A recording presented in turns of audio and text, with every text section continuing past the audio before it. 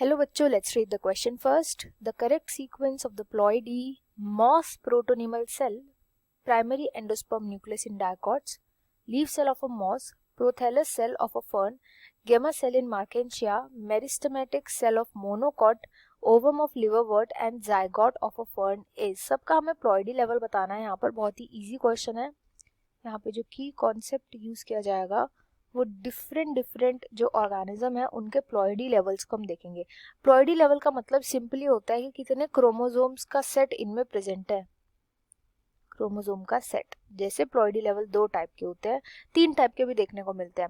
3 पर भी हम आएंगे. पहले 2 मेन की बात करते हैं. एक होता है हैप्लॉइड. हैप्लॉइड का मतलब होता है जिनमें केवल एक ही 1 क्रोमोसोम का सेट प्रेजेंट होता है. वेरएस डिप्लॉइड होते हैं जिसमें फुल सेट प्रेजेंट होता है, फुल क्रोमोसोम का सेट प्रेजेंट होता है, फुल सेट. और हैप्लॉइड वालों को 1 या फिर हाफ भी बोला जाता है, केवल हाफ क्रोमोसोम का सेट होता है. यूजुअली जो हैप्लॉइड होते हैं गैमीट्स होते हैं यूजुअली, बट कई बार ये पूरे की पूरी जो बॉडी होती है ऑर्गेनिज्म की वो भी हो सकती है. वेरएस डिप्लॉइड जो होती है वो यूजुअली गैमीट्स कभी नहीं होते. डिप्लॉइड हमेशा क्या होते हैं, पूरे का पूरी जो ऑर्गेनिज्म की बॉडी का पार्ट होता है, बॉडी होती है, वो होती है. अब बात आती है 3N. 3N भी देखने को मिलता है. ट्रिप्लॉइड हमें कब देखने को मिलता है, जब 3 हैप्लॉइड सेल्स आपस में फ्यूज कर जाती है. 3 हैप्लॉइड सेल जब फ्यूज कर जाती है या फिर जब एक डिप्लॉइड सेल और एक हैप्लॉइड सेल फ्यूज कर जाता है, तब हमें देखने को मिलता है इसमें 3 सेट्स ऑफ क्रोमोसोम प्रेजेंट होते हैं. 3 सेट्स ऑफ क्रोमोसोम पाए जाते हैं. और ये हमेशा हमेशा हमेशा याद रखना, 3N यूजुअली प्लांट्स के अंदर जो होता है वो होता है एंडोस्पर्म. एंडोस्पर्म क्यों ऐसा इसलिए होता है क्योंकि एंडोस्पर्म यूजुअली किससे बनता है, जब पोलर न्यूक्लियाई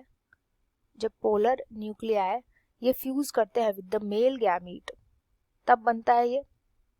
अब यहाँ पे जो पोलर न्यूक्लिया होते हैं वो होते हैं 2N, यानी डिप्लॉइड नेचर में. मेल गैमीट होता है हैप्लॉइड, तो इनसे बनता है 3N एंडोस्पर्म. एंड यहाँ पर एंडोस्पर्म हमें दिया हुआ है प्राइमरी एंडोस्पर्म न्यूक्लियस जो कि 3N होता है. 3N इसका प्लॉइडी लेवल होता है, तो यहाँ पर तो हो जाएगा 3N. जो एंडोस्पर्म न्यूक्लियस की बात है ये तो जाएगा 3N.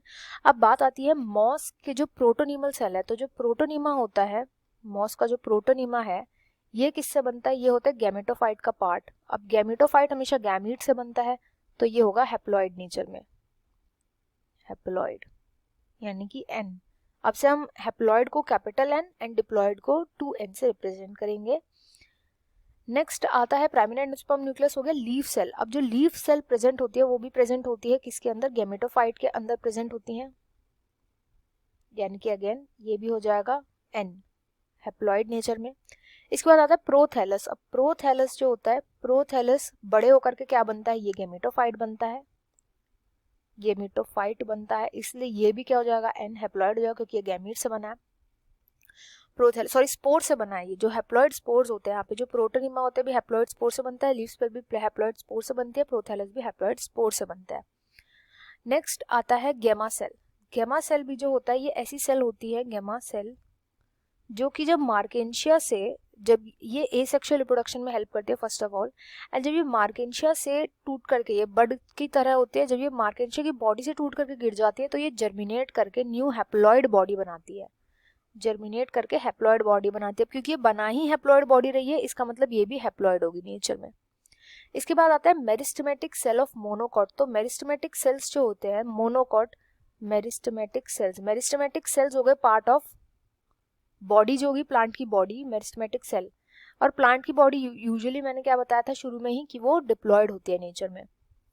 नेक्स्ट आता है ओवम. अब ओवम क्योंकि गैमीट होता है एंड गैमीट कभी भी डिप्लॉइड नहीं होते, तो ये जाएगा हैप्लॉइड नेचर में. लास्ट में आता है जायगोट. तो जायगोट हमें पता है हमेशा 2 जो गैमीट्स होते हैं उनके फ्यूजन से बनता है, ये हमेशा होता है डिप्लॉइड नेचर में, ऑलवेज. तो जायगोट हो जाएगा 2N. अब सभी ऑप्शंस को देखेंगे तो ऑप्शन नंबर 1 जो होगा वो इस क्वेश्चन का राइट आंसर होगा. I hope you understood well. Best of luck and thank you.